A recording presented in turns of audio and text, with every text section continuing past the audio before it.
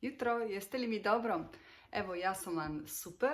Neke stvari sam napravila ovih par dana za ne vjerovat. Meni nikad vrag ne da mira, što bi se reklo.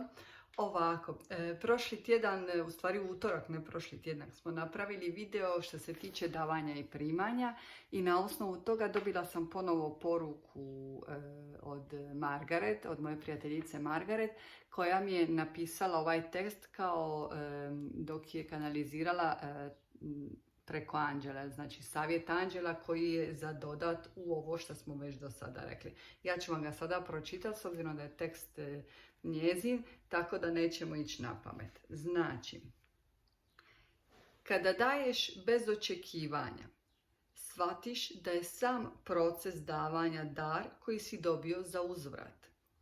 Ego ne zauzima poziciju ako nemaš trenutačno očekivanje razmjene. I trebaš uvijek biti zahvalan ili zahvalna za sve što dobivaš na energetskom nivelu, na emotivnom nivelu i na svim poljima.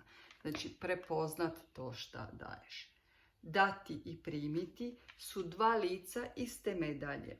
I zbog toga, kad nismo zavezani, odnosno zakačeni za koncept trebam primiti za uzvrat ili to treba dati nekakav rezultat, kako nam se često događa, znači da ne prepoznajemo stvarnu vrijednost i važnost našeg života. Anđeli nas podsjećaju da je davanje koncept božanskog postojanja.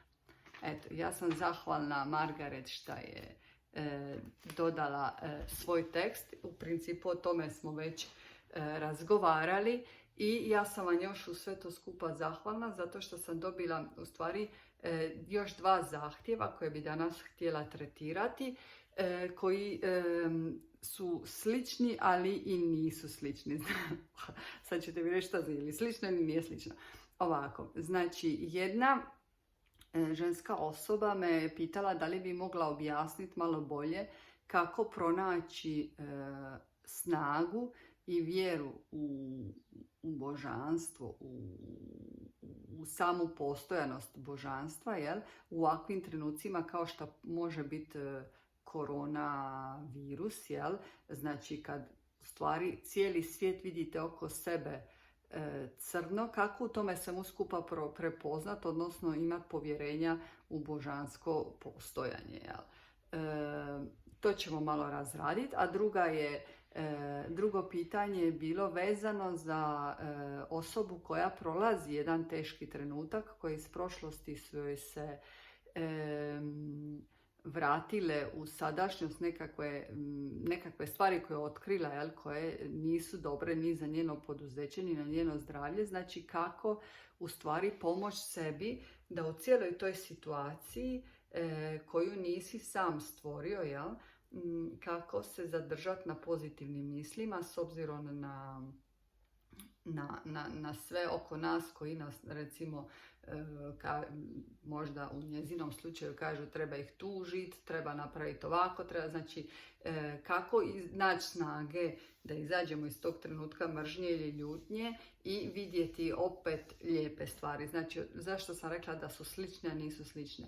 Jedna je vezana baš za spiritualni dio, a druga je vezana za jedan konkretni problem što tražimo u sebi. U principu stavila sam ih zajedno zato što baš je koncept sam po sebi božanstva, vjere i povjerenja proizlazi iz toga da mi moramo u nedostatku vjere ili povjerenja prvo sa sobom razlučiti koji je tip nedostatka vjere i povjerenja. Je li racionalni, znači ovo što ona je doživjela, znači jedan konkretan problem, pa je onda racionalno gledajući mi tu ne prepoznajemo, ne čujemo božansku volju, jel? Ili je emotivno spiritualni, znači ja ne vjerujem u božanstvo, ne pronalazim snagu da rečem to postoji, odnosno pokušavam racionalno sve kontrolirati. Zato sam ih na neki način stavila svi zajedno. Pa ja bi vam to ovako objasnila. U prvom redu da čak i ateisti najveći, to sam već jednom rekla, u stvari najviše vjeruju. Jer šta je vjera i povjerenje? To je prepoznavanje energije, božanstva, ljubavi u svemu što postoji. Prema tome, kad se radi o nedostatku zbog određene loše situacije oko nas, financijske, našli smo se u problemu, imamo točno, konkretno, pod navodnike neprijatelje ili nekoga koga želimo mrziti, osuditi i tako dalje, trebamo naći snagu unutar svojih misli, znači mentalnu snagu, da se rješavamo problem, ali da se ne zamaramo budućnošću, znači da ne živimo u strahu za budućnost. Prema tome, u tom trenutku kako to možemo raditi? Možemo raditi iz vjere, i iz povjerenja da ništa ne može se dogoditi loše za nas, da ćemo mi tu situaciju riješiti, znači ne ostajemo mi ti koji ništa ne radimo po tom pitanju, ali se ne zamaramo na negativan način za sve što nam donosi budućnost. To je na neki način bi bilo što se tiče, to smo već u par sekcija izanalizirali kako u stvari pozitivnim afirmacijama, kako pozitivnim mislima oprostiti, otpustiti, zauzeti se za nekakvu situaciju, kako razlučiti do koje teškoće je naš problem u ovom trenutku. Kad nam nedostaje do duše povjerenja u tu nekakvu božansku energiju ili božansko postojanje, odnosno ne vidimo da to tako funkcionira, ne možemo pronaći u sebi tu emotivnu forcu, onda ja uvijek savjetujem ljudima u prvom redu da se osvrnu oko sebe, zato što možemo primijetiti izraz božanstva u svemu. Od bilo kojeg života kojeg primjećujemo oko sebe, znači od svakog trenutačnog dana kojeg živimo, u tome postoji božanstvo. Znači, sama ljepota prirode, evo, u odnosu na koronavirus, mi smo ovdje u Bergamu, živimo u centru ove jako loše situacije i možemo to tumačiti na milijun načina. Znači, kad mi razmišljamo o krizi koja će nastati za ovoga, svih nas može uhvatiti panika i svi mi možemo imati strah za budućnost, ali kad nam je veliki strah, zašto vam ja govorim da mi svi u stvari smo vjernici? To ne znači biti vjernici da mi moramo sebe poistovjećiti sa kršćanin, musliman ili ono, jer kad nam je loše i kad nam je grozno i kad nekakva situacija je stvarno traumatična, onda se nađemo svi da spavamo i sa Biblijom i sa Kuranom i sa horoskopom u istom trenutku i molimo Boga da nam se nešto lijepo dogodi. Znači kad već si u totalno bezizlaznoj situaciji, mi postajemo svi izvanredni vjernici. Znači, poanta je u tome da mi možemo imati našu forcu vjere i povjerenja, ne samo kad nas se život stisne uza zid, nego kad svakim danom malo po malo hranimo svoju dušu, svoje emocije, svoje misli sa prepoznavanjem božanske ljepote. Jer samo koliko god ponekad priroda, odnosno Bog, šta je to priroda? Priroda je sve, Bog je u svemu i mi smo božanska bića. Znači, kad mi u svemu prihvatimo da za svako nešto postoji svoj razlog i koji put majka priroda nas mora baš stisniti na način, evo, je li to koronavirus, ja znam da iza toga stoje ljudi koji donose određene odluke, ali ta imensost, ta veličina božanska u stvari nas u svakom trenutku uči. I možemo se u tom danom trenutku posvetiti tome da razmišljamo o poteškoći, da razmišljamo o težini, o boli, o gubitku. Možemo projektirati na sebe cijeli strah za budućnost vezano za ekonomski problem, vezano za ili prepoznat darove koje u ovom trenutku nam ta situacija daje. Odnosno odrasti iz te situacije pokušavajući svakim danom vidjeti nešto lijepo. prepoznati taj božanski energetski šlift koji je u svemu. Mi nemamo kontrolu nad tim i nemamo moć nad tim. Znači, ja ne smatram da je akcija spiritualna, proizlazi iz toga da mi moramo biti povezani uvijek sa smrću, sa velikim gubicima i sa velikom boli da bi prepoznali božanstvo oko sebe zato što tražimo pomoć. Trebamo vjerovati u kontinuitetu, u svakom danu i prepoznati da je zagrlit moje dijete, da je izaći vanka i prepoznat zelenilo. Ja volim Split, more i prošetati uz obalu, da je to božanski dar svima nama i da je zemaljska kugla nešto predivno.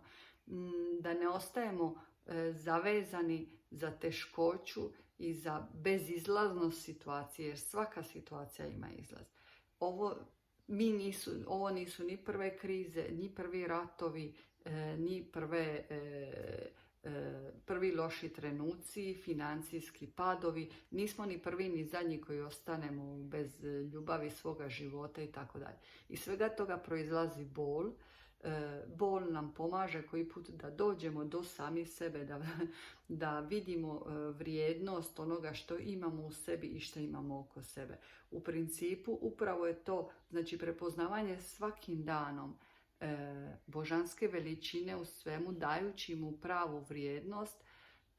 Nećemo nikad žaliti kad na nešto pod navodnike izgubimo ili kad više nešto nije dio našeg života. Zašto? Zato što smo svakim danom u tome mogli uživati i prepoznati. Znači, da nam ne bude jedini kontakt sa nama samima i sa onim što volimo trenutak kad nešto izgubimo. Znači da damo onda vrijednost. Eto, ja bi to tako objasnila i znači u ovome svemu skupa pročitat ću vam nekoliko afirmacija koje ja često koristim baš na tom spiritualnom i duhovnom nivelu, da mi pomognu pronaći, meni osobno pomognu da pronađem to povjerenje, jer ponavljam, niste to samo vi ili svi ljudi, uključujući od popova do pape, do svega, do bilo kojeg spiritualnog voditelja ima trenutke sumnje, ima trenutke apatije i poteškoće. I treba mu snage i načina da ponovo vrati u sebe. Znači, život nas stavlja na probu.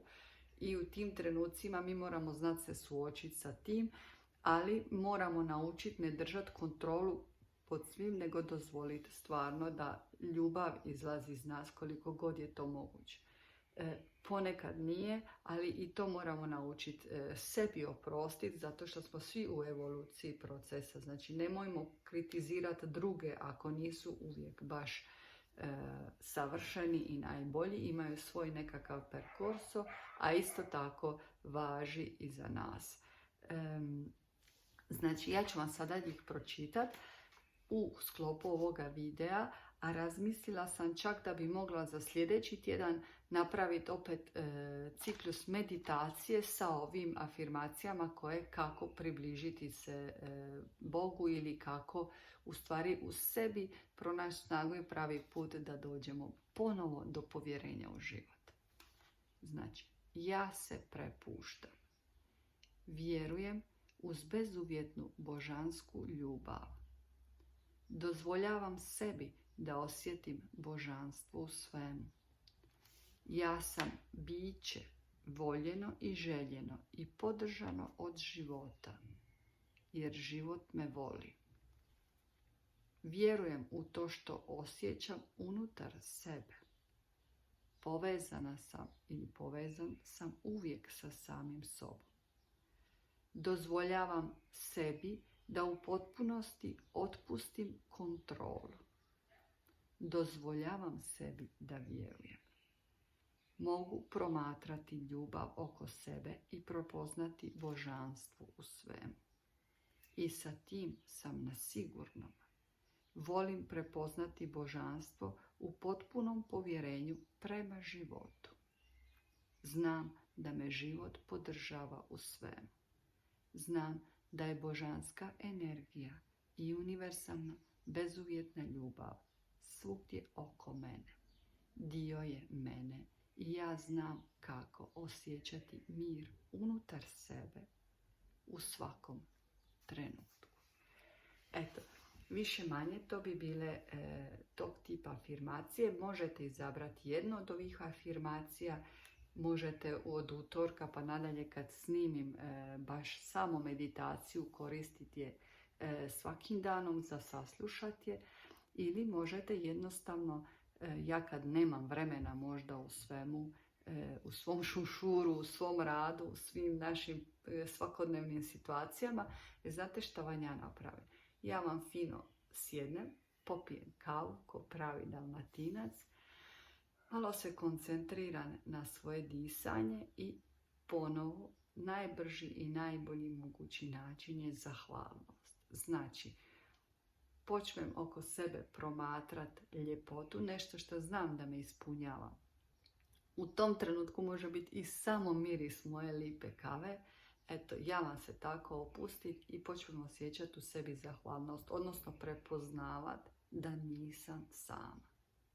I to je najteži, najbolniji ponekad dio u perkursu našeg odrastanja je upravo to. Strah od samoće, odnosno osjećati se potpuno izgubljeno i iscrpljeno u određenim trenucima.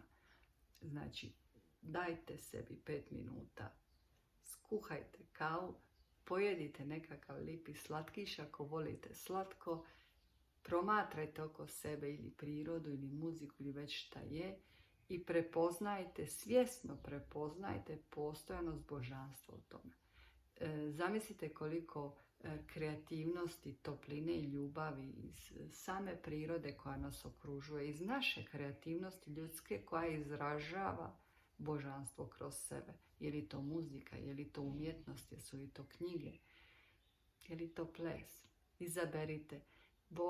Bog i božanska energija se izražavaju preko svega toga.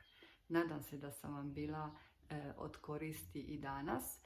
Čujemo se utorak sa meditacijom. Puno vas volim i obožavam i vjerujte da nikada niste sami. U najmanju ruku bit ću ja tu pa ću vam pa. Eto, ugodan dan vam želim.